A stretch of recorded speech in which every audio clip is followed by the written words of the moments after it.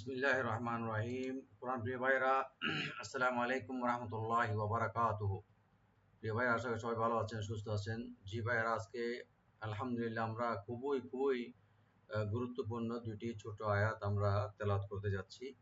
সূরাতুন নিসার 105 নম্বর 106 নম্বর আয়াতটি, দুটি আয়াত। রব্বুল আলামিন এই দুটি আয়াতে মামলা মোকদ্দমা ক্ষেত্রে কিছু খুবই গুরুত্বপূর্ণ মূলনীতি আল্লাহ রাব্বুল আলামিন এই আয়াত কত গুরুত্বপূর্ণ মূলনীতি এখানে ব্যক্ত করেছেন। এখানে একটা ঘটনার দিকে উল্লেখ করা হয়েছে যে বিশর নামে একটা দুর্বল চিত্তের মুসলমান, এটা আসলেই মুসলমান ছিল না, হয়তো মুনাফিক টাইপের ছিল। ও মুসলিম এক সাহাবীর ঘর থেকে কিছু মাল বা আঠা এই ধরনের কিছু চুরি করে নিয়ে আসছিল এবং কিছু অস্ত্র চুরি করে নিয়ে আসছিল। তো ওই যে আটা, যে বস্তা ভরা আটা ছিল, ওখানে একটু ছিদ্র ছিল। তো ছিদ্র থাকাতে সে চালাকি করে ওর বাসায় না নিয়ে গিয়ে একটা ইহুদির বাসায় নিয়ে ওখানে একটা রাখছিল, যাতে সবাই মনে করে যে এটা ইহুদি চুরি করছে। তো যার পরিপ্রেক্ষিতে ইহুদিকে আনা হলো। তো ইহুদির বিচার করা হবে, যে সবাই বলছে যে তোমার ঘরে পাওয়া গেছে এবং যে আটাগুলো তোমার ঘরের দিকে গেছে। তো ইহুদি বলল যে আমি আসলে এটা চুরি করিনি, আপনাদের মুসলমান একজন বিশর নামে একটা লোক এখানে এনে রেখে গেছে এবং অস্ত্রগুলো রেখে গেছে এবং ও পালিয়ে গেছে। তো এর মধ্যে সবাই ওই যে ইহুদির এবং যেটা প্রকাশ্যে যেটা দেখা পাওয়া গেছে, তো সবাই ইহুদিকেই দোষী সাব্যস্ত করছে।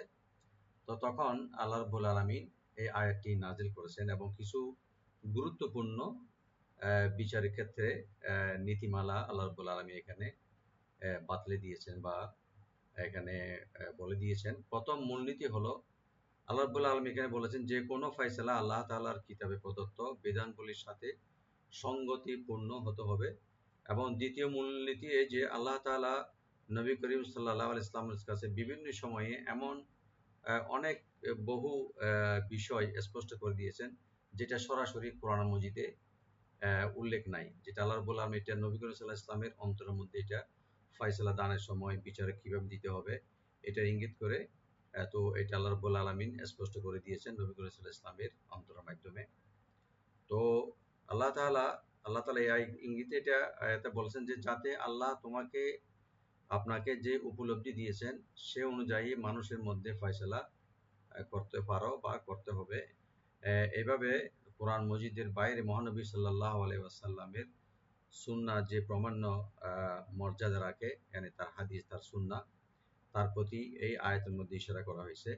এবং তৃতীয় মূলনীতি যেটা এখানে বলা হয়েছে যে মামলা মোকদ্দমায় যে ব্যক্তি সম্পর্কে জানা যাবে সে ন্যায়ের উপরে নাই, সে আসলেই সে আসামি, সে দোষী, তো তার পক্ষে কিন্তু অবস্থান নেওয়া এবং তার ওকালতি করাও জায়েজ নয়।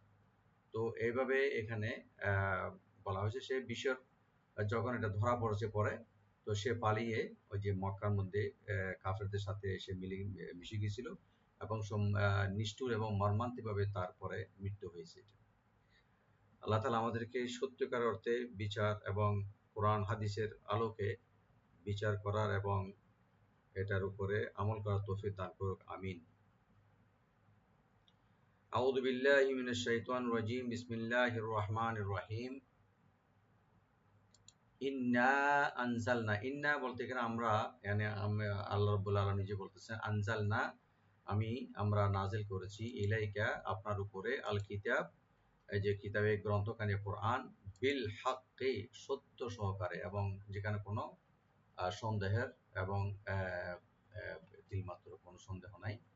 লিতাহকুমা, কেন এই কোরআন এবং এই রিসালা, এই মেসেজ কেন নাজিল করেছি? লিতাহকুমা বাইনান নাস, যাতে করে আপনি বিচার করতে পারেন, জাস্টিস করতে পারেন, বাইনান নাস মানুষের বা লোকদের মাঝে বিমা আরাকাল্লাহ তেমনি ভাবে যেমনি আল্লাহ রাব্বুল আলামিন আপনাকে দেখিয়েছেন। দেখানো বা পথ দেখানো, গাইড করা আল্লাহ রাব্বুল আলামিন। এবং আল্লাহ তাআলা এখানে একটা কথা বলেছেন লাস্টে, ওয়ালা তাকুন, হে রাসূল আপনি খেয়ানতকারীদের মধ্যে হইও না। ওয়ালা তাকুন লিল খাইনিনা খেয়ানতকারীদের জন্য হইও না বিতর্ককারী হাসিমা। হাসিমা মানে হলো বিতর্ক বা করা বা বিতর্ক হওয়া কোন একটা আল্লাহ তাআলা বলছেন এখানে বিশ্বাস ভঙ্গকারীদের সমর্থনে তর্ক করো না বা বিতর্ক এভাবে এমন কিছু ফয়সালা বা বিচার করো না যেটা আপনি বিতর্ক হয়ে যান। বা এরপর আল্লাহ তাআলা দ্বিতীয় আয়াতে বলছেন ওয়াস্তাগফিরিল্লাহ, আল্লাহর কাছে আপনি ক্ষমা চান। ইন্নাল্লাহা কানা গফুরার রহিমা, নিশ্চয় আল্লাহ রাব্বুল আলামিন অনেক দয়ালু এবং ক্ষমাশীল এবং মেহেরবান। আমরা আয়াতটির শাব্দিক অর্থ জানলাম। এখন আমি রাইট দিয়ে তেলাওয়াত করে দেওয়ার চেষ্টা করব ইনশাআল্লাহ। আউযু বিল্লাহি মিনাশ শাইতানির রাজীম। বিসমিল্লাহির রহমানির রহিম। ইন্না ইন্না নুন মুসাদ্দাদ, এখানে ওয়াজিব গুণনা করবেন আর 3 আলিফ টানবেন। এখানে মধ্যে মুনফাসিল হয়ে গেছে, 3 আলিফ পর্যন্ত টানা যাবে। ইন গুণনা এবং 3 আলিফ। ইন্না আনসালনা, এখানে নুন সাকিন মাঝখানে এখানে একফা করবেন। আর নুন এখানে লাস্টে যেটা, এখানে 3 আলিফ পর্যন্ত টানতে হবে, এটার মধ্যে মুনফাসিল। আনজালনা, জাটাকে রাইট দিবেন। ইলাইকা, ইলা এখানে হরফে লিন সব পরিবর্তন হবে। ইলাইকা, ইলাইকাল কিতাবা, কি বলবেন আর তা ওপেন করে একালিফ টানবেন। আল কিতাবা বিল হাক্কি, বিল হাক্কি, বিল হাক্কি, কাফটাকে একটু রাইট দিয়ে পড়তে হবে জিব্বার গোড়া থেকে। লিতাহকুমা, লিতাহকুমা এখানে এই শব্দে কোনো টান হবে না, নরমাল করে পড়তে হবে। লিতাহকুমা বাইনান নাসি, বাইনা এখানে বাই এখানে হরফে লিন আর নুন মুসাদ্দাদ এখানে একালে পুরো গুণনা এবং একালে টানতে হবে। বাইনান নাসি বিমা, বি বলবেন আর মা এখানে 3 আলিফ টানবে মধ্যে মুনফাসিল। বিমা আরাকাল্লাহ, আরাকাল্লাহ, আ হামজাকে রাইট দিবেন। রা এখানে ডিপ করে একালে টানতে হবে। আর কাফটাকে লাইট করে লফজ জালার সাথে মিলায়া পড়তে হবে। আরা, আরানা, আরাকাল্লাহ, লফজ জালাল এখানে ডিপ হবে। আরাকাল্লাহ। ওয়ালা, ওয়া ওপেন, লাম ওপেন থাকবে, একালে টানবেন। তাকুল, ওয়ালা তাকুল লিল খাইনিন, এটা কাপের পরে যে নুনটা আছে, নুন সাকিন পরে যেহেতু লাম আসছে এখানে, তো নুন সাকিনটা লামের সাথে মিলে পড়া হবে, তবে গুণনা হবে না, এখানে ইদগাম হবে। ওয়ালা তাকুল লিল খাইনিন, নুন এখানে উজ্জ হয়ে যাবে, শুধু লামটা উচ্চারণ হবে। ওয়ালা তাকুল লিল খাইনিন, খাইনিন এখানে মধ্যে মুত্তাসিল 4 আলিফ পর্যন্ত টানতে পারবেন।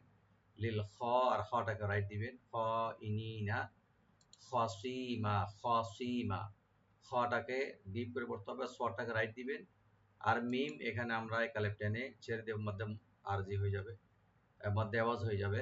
খাসিমা ওয়াস্তাগফিরিল্লাহ, ওয়াস্তাগফিরিল্লাহ, তাটাকে ওপেন রাখবেন আর গাইনটাকে রাইট দিবেন। রা এখানে খুবই হালকা পাতলা করে পড়া হবে আর লফজ জালাল এখানে লাইট হবে। ওয়াস্তাগফিরিল্লাহ, ওয়াস্তাগফিরিল্লাহ,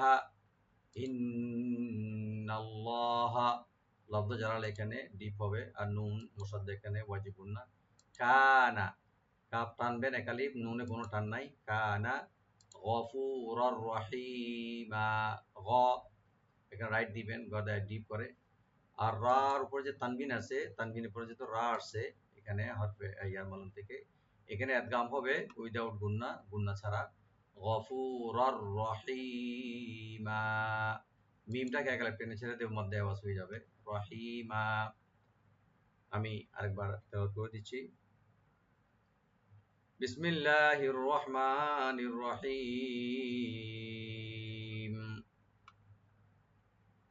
ইন্না আনজালনা ইলাইকাল কিতাবা, ইন্না আনজালনা ইলাইকাল কিতাবা বিল হক, لتحكم بين الناس بما أراك الله ولا تكن للخائنين خصيما واستغفر الله إن الله كان غفورا رحيما সাদাকাল্লাহুল আযীম। আল্লাহ রাব্বুল আলামিন এখানে প্রথম আয়াতে ইরশাদ করেছেন, নিশ্চয়ই আমি আপনাকে আপনার প্রতি সত্য কিতাব অবতীর্ণ করেছি যাতে আপনি মানুষের মধ্যে ফয়সালা বা বিচার করতে পারেন, যা আল্লাহ আপনাকে হৃদয়ঙ্গম করান। আপনি বিশ্বাসঘাতকদের পক্ষ থেকে বিতর্ককারী হবেন না। এবং দ্বিতীয় আয়াতে আল্লাহ রাব্বুল আলামিন বলেছেন, এবং আল্লাহর কাছে ক্ষমা প্রার্থনা করো, নিশ্চয় আল্লাহ অতি ক্ষমাশীল এবং পরম দয়ালু। বারাকাল্লাহু ফিক লানা ওয়া লাকুম।